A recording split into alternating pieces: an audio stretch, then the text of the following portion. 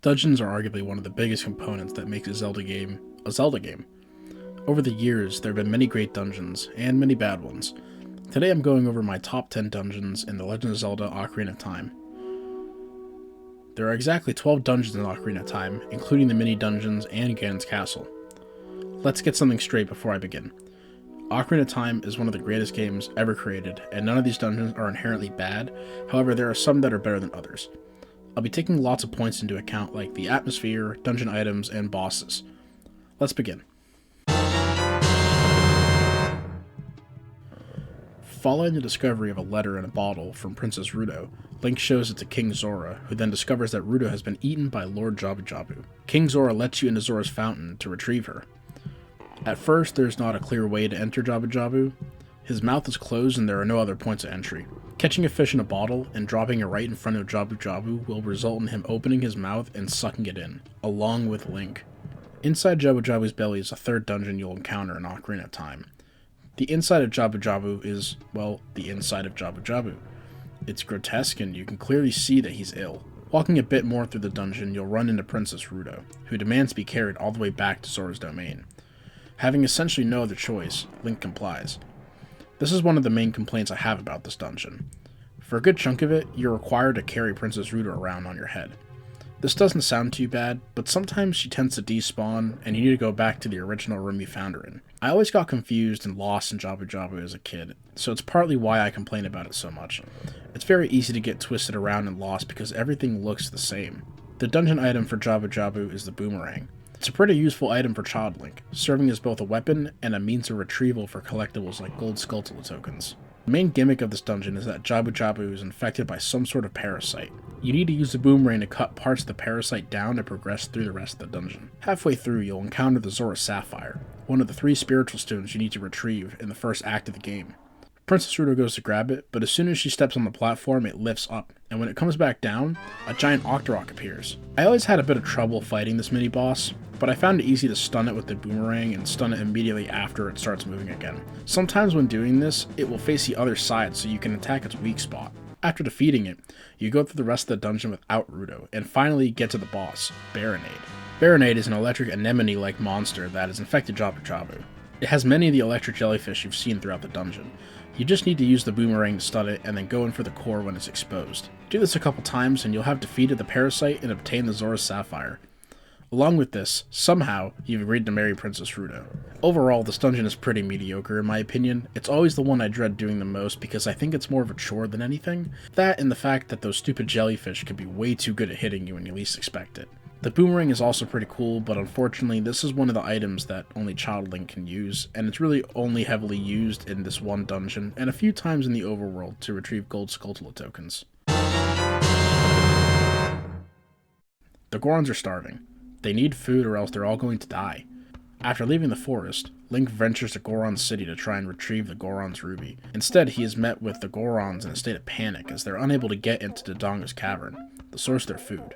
Darunia, the leader of the Gorons, tells Link that if he's able to open up Dodongo's cavern and clear it of all the monsters, he'll give him the Goron's ruby. It's closed off due to a giant boulder blocking the entrance. Thankfully, Darunia gives Link the Goron bracelet, which gives him enough strength to pick up the bomb flowers. Link throws a bomb flower at the boulder, and it crumbles as the flower explodes, allowing our young hero to enter. Dodongo's cavern is the second dungeon in Ocarina of Time. It's riddled with Beamos, Lizalfos, and of course Dodongos. Upon entering, you'll see a giant Dodongo skull in the middle of the cavern, though you can't enter it yet, and need to go through the rest of the dungeon first. You need to use the bomb flowers to destroy some weak walls and progress into some other corridors, eventually making your way into the mini-boss room. This is the first mini-boss in the entire game, and it's actually 2 of them. 2 Lizalfos pop out and take turns attacking you. Just wait for one to hop over, attack it, and wait for the other one to come, rinse and repeat. After using the bomb flowers for a while to solve puzzles, you finally come across the bomb bag, which is the dungeon item. With this new item, you're able to carry bombs with you anywhere you go, making previously unreachable places reachable. Remember that Dodongo skull I mentioned before? Well, you need to use the bombs to get into it. You end up dropping a bomb into each of the eye sockets, and by doing so, the mouth will open, allowing you to enter further into the boss room. The boss of this dungeon is King Dodongo. He's a pretty easy boss to defeat.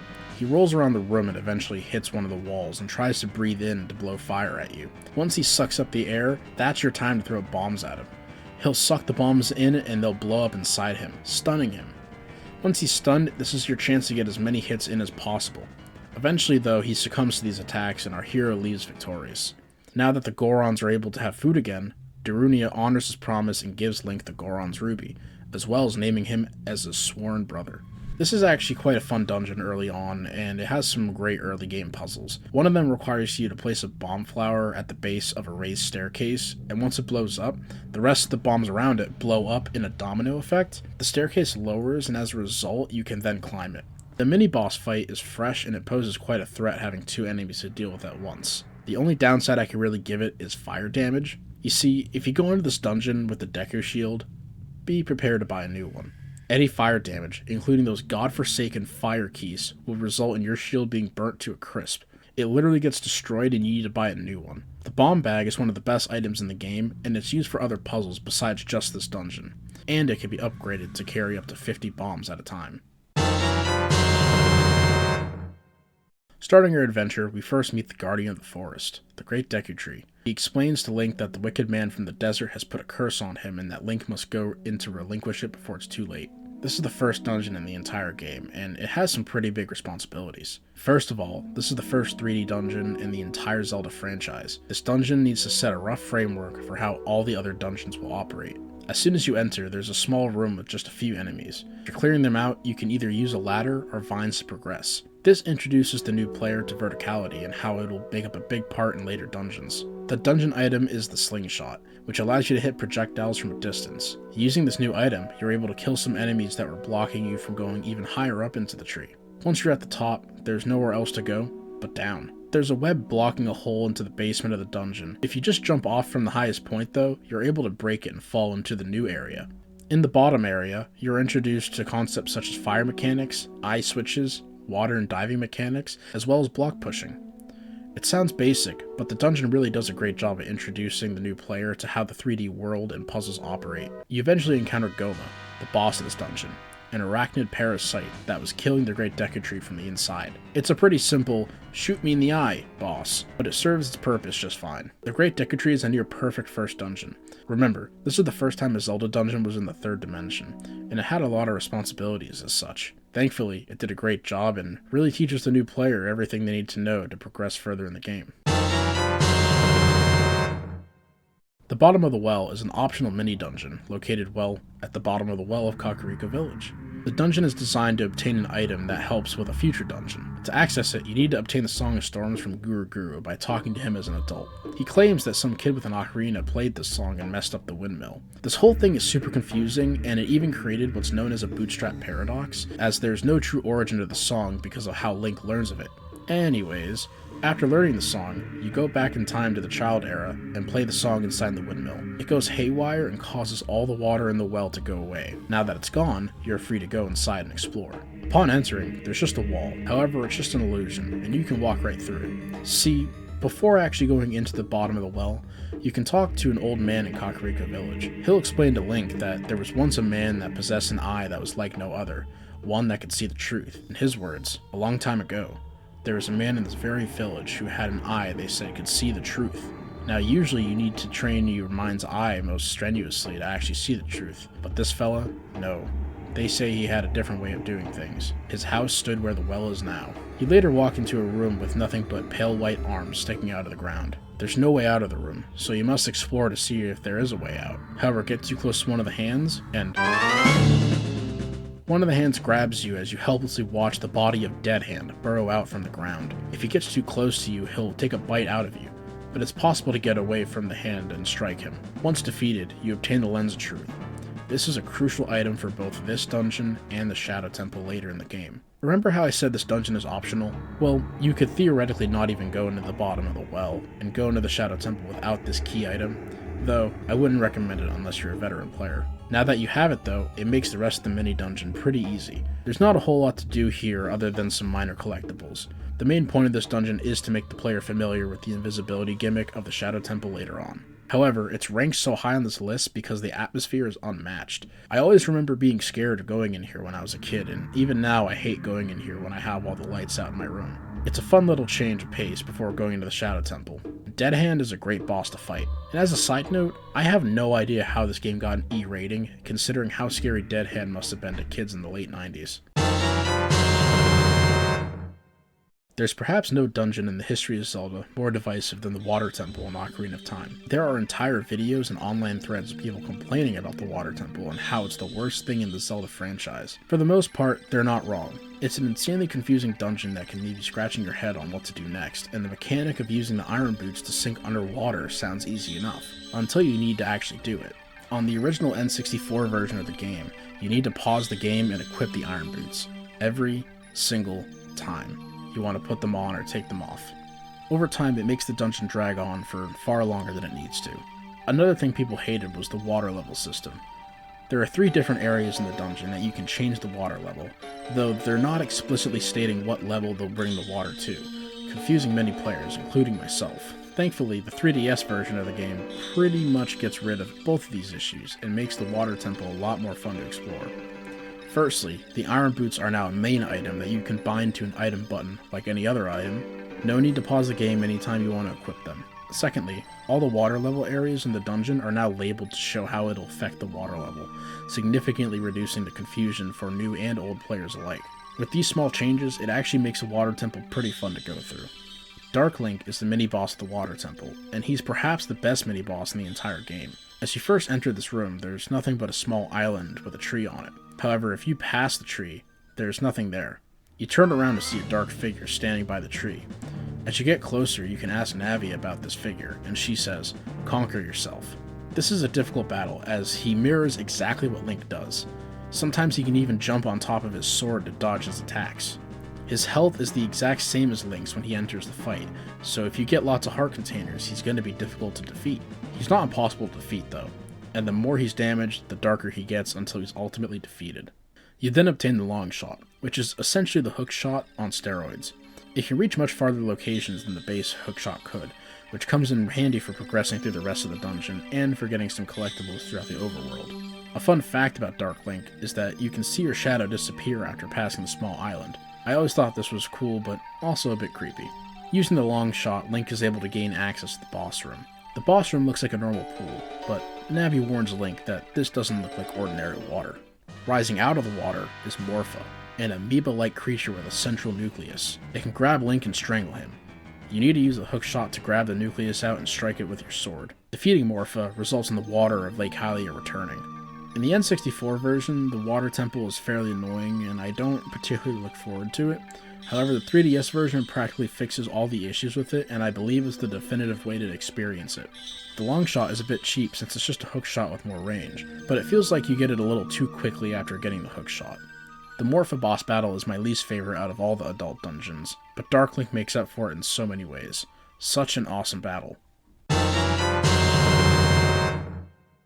Ganon's Tower is supposed to be the final test before fighting Ganondorf. It consists of several mini-dungeons that represent each of the medallions you obtain in the game.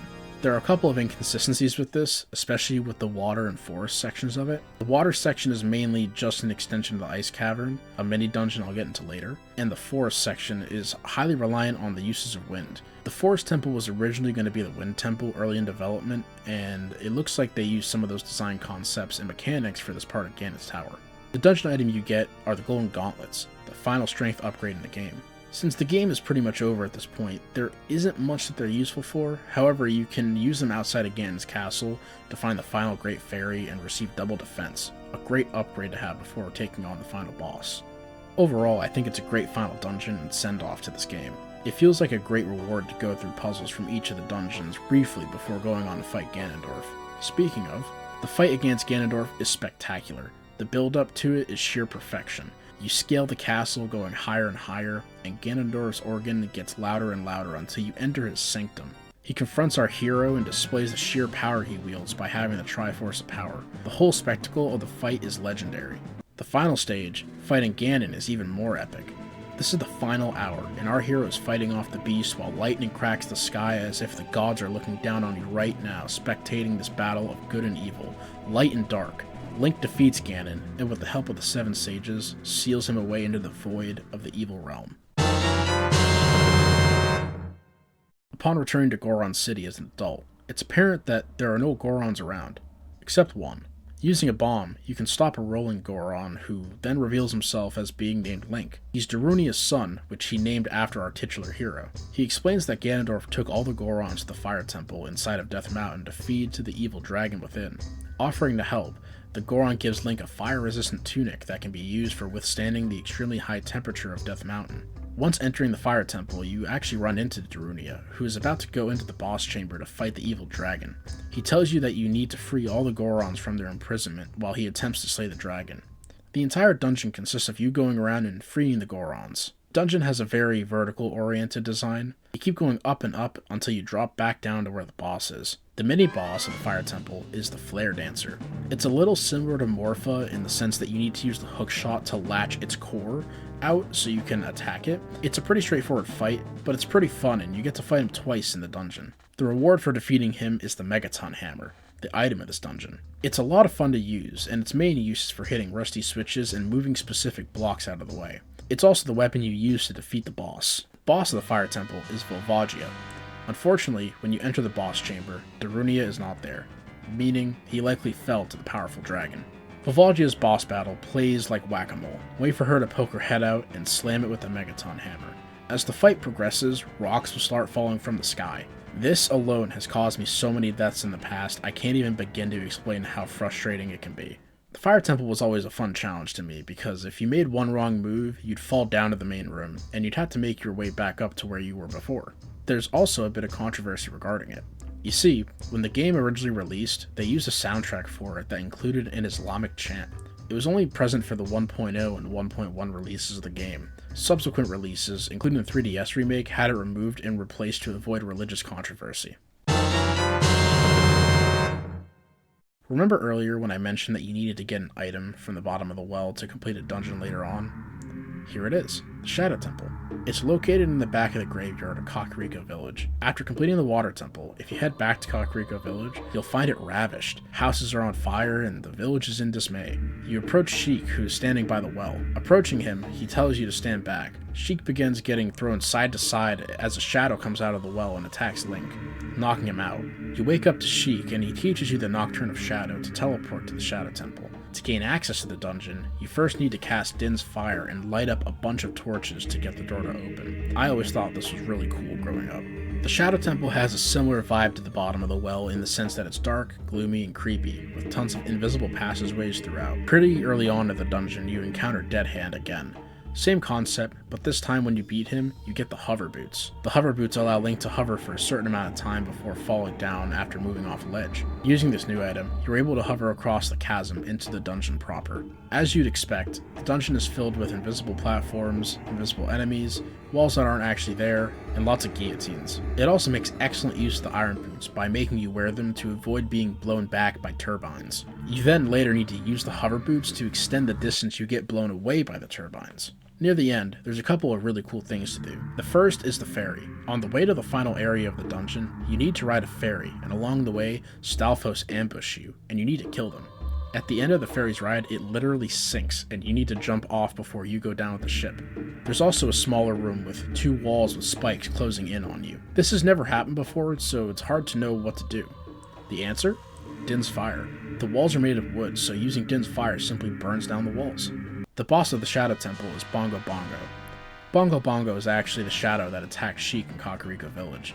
You need to use the Lens of Truth to see his main body. Just shoot both his hands until he tries to swoop towards you and shoot him in his eye. Wail on him enough times and he's done. Bongo Bongo's design is really interesting, and I never noticed this until recently. It's almost as if he was someone that was executed. His body looks like it was decapitated and the hands were cut off. He's also kicked my butt lots of times. There's even a video online of me crashing out after he kills me. Overall, the Shadow Temple is very dark, very interesting, and has some great atmosphere. And to think, all that was right behind the graveyard. The Spirit Temple is typically the last dungeon in Ocarina of Time. I say this because technically you can do the dungeons out of order. Later on in his quest, Link gains access to Gerudo Valley and the Thieves' Hideout. Up until this point, it's been inaccessible because of the bridge that lets you cross the valley that was destroyed. There are carpenters that were supposed to fix the bridge, but they got caught by the Gerudo guards and tossed in the thieves' hideout. Your job is to free all the carpenters without getting detected. If you do happen to get detected, you'll get thrown in a special jail cell high above the hideout, but you can use the hookshot to get out of this if it happens to you. After freeing all the carpenters, a Gerudo warrior will approach you and grant you membership with the Gerudo. From this point on, you're able to freely explore and talk to all the Gerudo. This also gets you access to the Haunted Wasteland. The Haunted Wasteland is a desert which is plagued by a sandstorm. Go the wrong way and you'll get warped back into the beginning. There are several flags you can follow that will guide you to a stone structure. Using the Lens of Truth, you can see a big Poe, though this one isn't an enemy, it's a guide. Following the big Poe will lead you safely through the Haunted Wasteland into the Desert Colossus. From here, you're able to access the Spirit Temple, though upon entering the dungeon, you can't actually do anything. There's a passageway blocked with a huge block, too big for Link to move. The other side has a small tunnel which is too small for Link to go through. Leaving the dungeon triggers a cutscene in which Sheik meets with you outside and teaches you the Requiem of Spirit, the warp song which will allow you to warp right into the dungeon. Now that you have the Requiem of Spirit, you're able to warp here after going back in time. From here, you're able to go into that smaller tunnel from earlier, only this time, there's someone there. At the tunnel, you meet Naburu, who's trying to get the treasure that the Spirit Temple holds. She won't let you through until you agree to help her get the treasure. Once going through, you effectively start the dungeon. There are some high-level enemies here, and all of them can be deadly depending on how many heart containers you currently have. Eventually, you make your way to a throne room containing an iron knuckle. These guys are deadly, and if you don't have enough heart containers, these guys can easily 2 to 3 shot you. Just pace your attacks out and make sure you don't get hit by the enormous battle axe. After defeating him, you gain access to a balcony outside with a chest on it. Opening it grants you the Silver Gauntlets. This is the item of the Spirit Temple, and it's the second strength upgrade in the game. It allows you to push those giant blocks out of the way. Though, after obtaining this item, you look down into the dungeon entrance and see 2 witches suck Naburo into a vortex. Now you can go back into the dungeon as an adult by using the Silver Gauntlets to move the blocks out of the way. For the most part, you'll notice the dungeon is mirrored. Whatever is on the left side is also on the right side, so it's fairly easy to make your way through. The enemies are a bit easier now since you have the Master Sword, or the Big Goron Sword if you manage to get that. There is another room that leads you to another Iron Knuckle. This one is a bit easier to kill since you have better weapons, and after killing it, you get access to the other balcony on the other side of the dungeon. There's a chest here too, and opening it grants you the Mirror Shield. See, there's actually 2 items in the Spirit Temple, making it pretty unique. With the Mirror Shield, you're able to shine light on the suns that are on the walls, gaining you access to more rooms. There's a main room that has a statue in the middle of it. You need to use the Mirror Shield to shine light on the face and destroy it to enter the boss room. It's once again another Iron Knuckle. Though, after beating this one, the helmet opens and you see it's actually Naburu. Though she doesn't actually know what she's doing. The witches brainwashed her into becoming an Iron Knuckle. From here, the witches actually come out and teleport her away, or they killed her. I'm not really sure. Now you're able to fight the witches. One of them uses fire and the other uses ice. You need to use the Mirror Shield to direct their attack to the opposite witch. After a while, they initiate into phase 2 of the battle, in which they combine to create Twin Rova. This is a similar fight in which she'll either attack you with fire or ice. You need to store 3 attacks of the same element in your shield and fire it upon Twin Rova, causing her to fall down. From there, you can attack her until she's eventually defeated. The Spirit Temple does a really good job at implementing Child Link. I always thought it was a fun final dungeon, especially considering the whole split time mechanic. It really puts everything to the test and throws everything at you while including some twists. The final boss is a bit easy, but I think the point of it was to show off the Mirror Shield. Speaking of which, the Mirror Shield looks really cool, but it's really not useful outside of the dungeon. The Silver Gauntlets, on the other hand, are a bit more useful. You can use them to pick up the silver rocks scattered around Hyrule, and some of these lead to various collectibles for 100% completion to the game. Gerudo Training Ground is an optional mini-dungeon you get access to after obtaining the Gerudo membership card. It's filled with puzzles, enemies, and lots of keys. There's treasure in the middle of the dungeon, but you need to collect all the small keys to unlock all the doors to get to that treasure chest.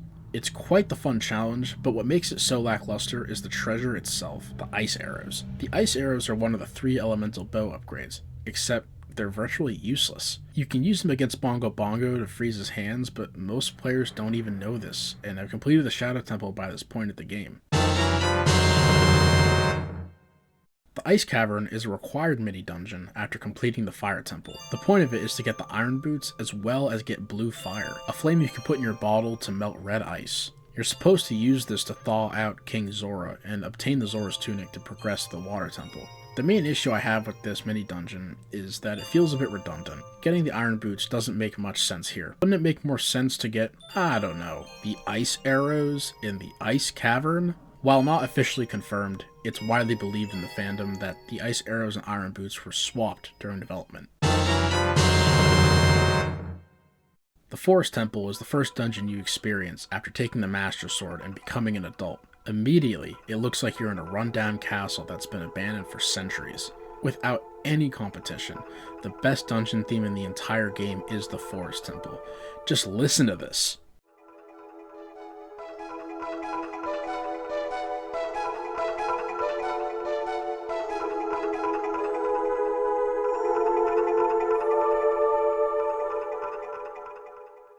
It creates such a dark and mysterious, yet haunting atmosphere.